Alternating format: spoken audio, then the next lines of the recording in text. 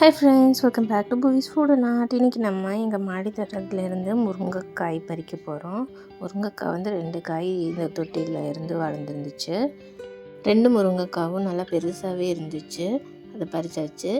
இப்போ அதே தொட்டியில் நாங்கள் கொஞ்சம் பீக்கங்காவும் போட்டிருந்தோம். அது பெரிய ட்ரம் இல்லையா, அதனால் நாங்கள் 2 இல்லை 3 செடி கூட உள்ளேயே போடலாம்.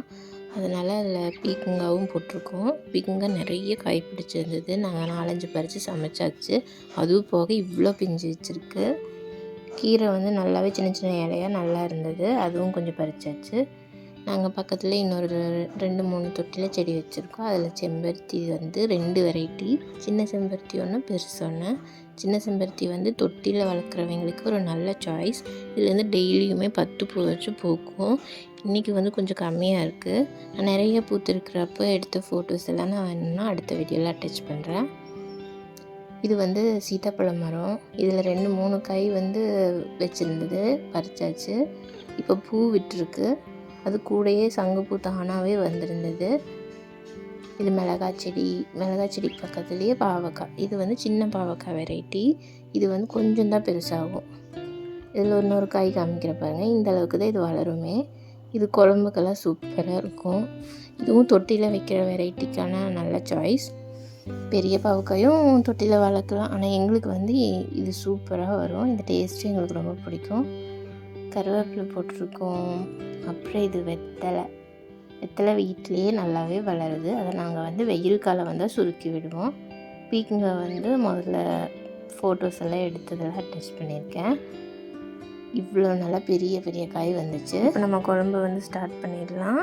மண் சட்டியை வச்சுட்டு கொஞ்சமாக தேங்காய் எண்ணெய் ஆட் பண்ணியிருக்கேன். அதுக்குள்ளே நம்ம தக்காளி ஒன்று போட்டுட்டு 1 கப் சின்ன வெங்காயம், 1/4 மூடி தேங்காய், ஒரு சின்ன உருண்டை அளவுக்கு புளி, இது எல்லாத்தையும் போட்டு நல்லா வணக்கி விட்டுடலாம்.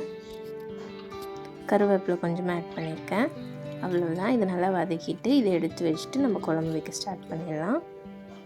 இந்த அளவுக்கு வதங்கினா போதும். தக்காளியில் தோல் இந்த அளவுக்கு வந்திருக்கு பார்த்தீங்களா, இதுதான் வதங்கிருச்சுங்கிறதுக்கான அர்த்தம். அதை எடுத்து வச்சுட்டு இன்னும் கொஞ்சம் ஆயில் ஆட் பண்ணிவிட்டு நம்ம பெரிய வெங்காயம் சாப் பண்ணதை ஆட் பண்ணி கருவேப்பிலை கொஞ்சம் ஆட் பண்ணிவிட்டு தாளிச்சிடலாம். இப்போ வெங்காயம் வந்து வதங்கினது போதும். இப்போ நம்ம காய்கறியெல்லாம் ஆட் பண்ணிடலாம். ஒரு உருளைக்கிழங்கு, 2 முருங்கைக்காய் வந்து கட் பண்ணதை ஆட் பண்ணிக்கலாம். இப்போ காய்க்கு மட்டும் கொஞ்சமாக உப்பு ஆட் பண்ணிவிட்டு நல்லா வதக்கி விட்டுடலாம்.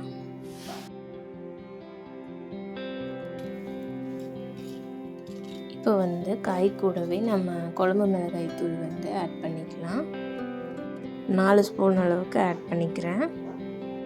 இந்த மசாலாவோட ஒரு பெரட்டிட்டு இந்த மாதிரி நல்லா இது பண்ணால் பச்சை வாசலில் போயிடும். உடனே தண்ணி ஊற்றி கொஞ்சம் நேரம் மூடி போட்டு வேக வச்சிடலாம்.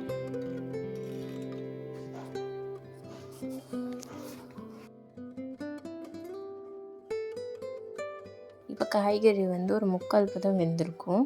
இந்த ஸ்டேஜில் நம்ம கீரை ஆட் பண்ணிடணும்.